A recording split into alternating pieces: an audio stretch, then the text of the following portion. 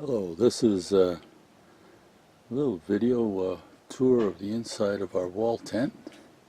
We just spent a night in the bush with pretty cool temperatures. It dropped down to below freezing overnight, and this has done us well. So one of the key ingredients for staying comfortable in the tent has been this wood stove. This one is from handed down to me from my father, so it's probably a good 50 years old, I'd say, and it's a pretty simple affair. My wife put some rocks around it, I think, so it can radiate heat when it cools down and stuff like that. But this is basically the setup here. You can see I've got a pile of wood over on the side there. This is in the morning after feeding the stove quite a bit overnight, so I think I had about almost half of it, the original pile, used up by morning. So that gives you an idea of how much wood you're going to go through when you use one of these stoves. They are very efficient though. And over here I have some kindling and stuff like that all ready to go. And I have some wax paper, well, not wax paper, but I cut up a bunch of these, bunch of squares of cardboard, and I melted some paraffin wax in a pan at home before we left, and dipped these squares into it and laid them on a piece of wax paper to dry, and I have about 45 of these things with this for this trip, which is plenty. But anytime we need to start a fire, I just light up one of these little squares, and I've got lots of kindling sitting here. It attaches like immediately. It's kind of handy to have some tongs too to drop stuff in, but not necessary. And then you just pop the wood in here. You can see that thing's going pretty good. And these stoves, they draw so good that if you have just a little bit of coals, you just drop a piece of wood in there, and away she goes. You got to control it with this little flue here. And you can see here, I'll close it off a little bit. Like, I'll have it about that closed overnight. This is what I'll do is I'll fill this stove right up to the top with wood once I have some coals going in it. It's burning good. And then once the tent's heated up, the more this little air vent is open, the hotter the fire burns. But if you want to go to bed, then you want the stove to give off heat for a long period of time without having to get up and refill it, which you will at one point in the night, but it'll last for a few hours this way.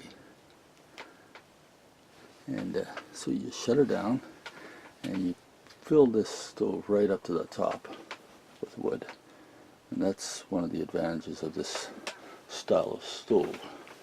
It's got a nice little lever here, so all you have to do is step on it and throw the wood in.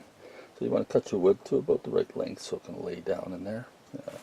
Aside from that, it's pretty simple.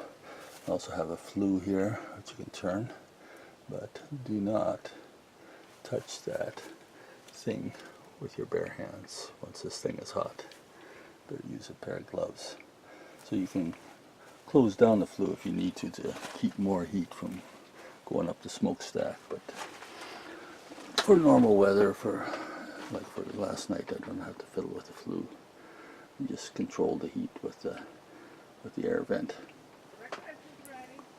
Oh, my wife says breakfast is ready, so I better get myself going here. So the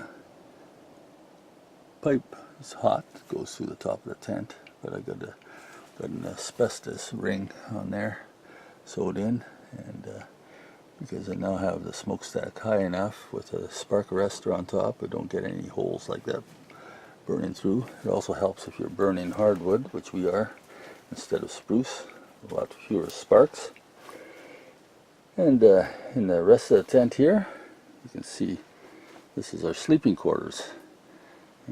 This tent, this wall tent, is nice. I can stand up straight, and I'm over 6 foot tall. And these cots, we have them sitting on a piece of tarp, and underneath the piece of tarp is Gladys has put a couple of pieces of cardboard, so it keeps things comfortable and easy to walk in your stocking feet. This cot is with the something actually.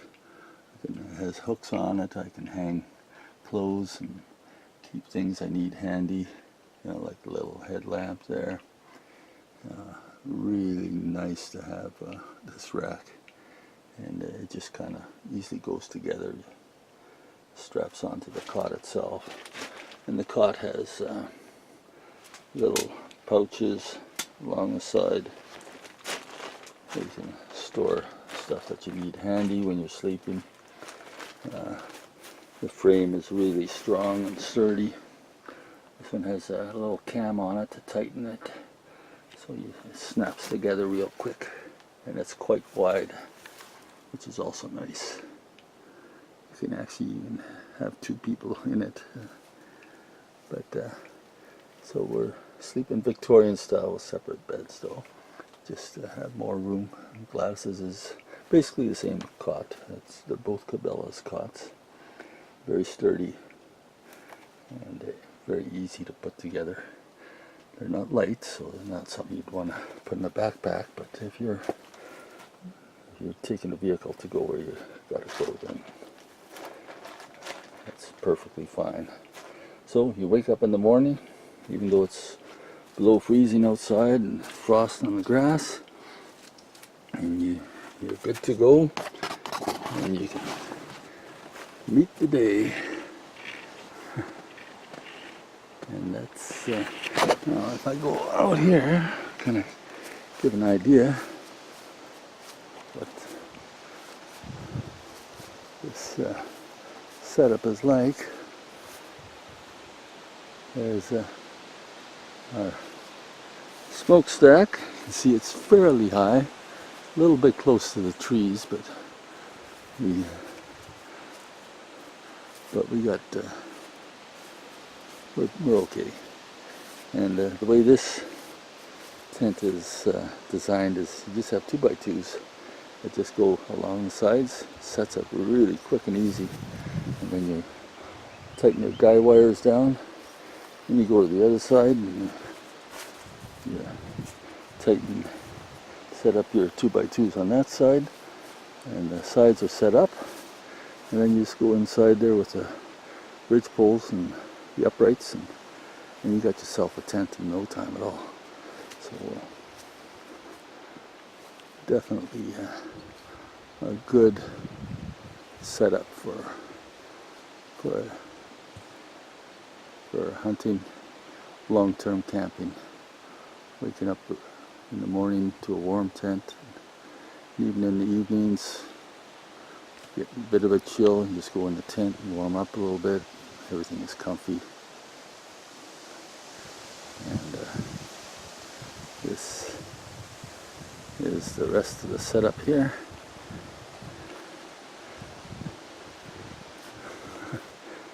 And there's the camp cook.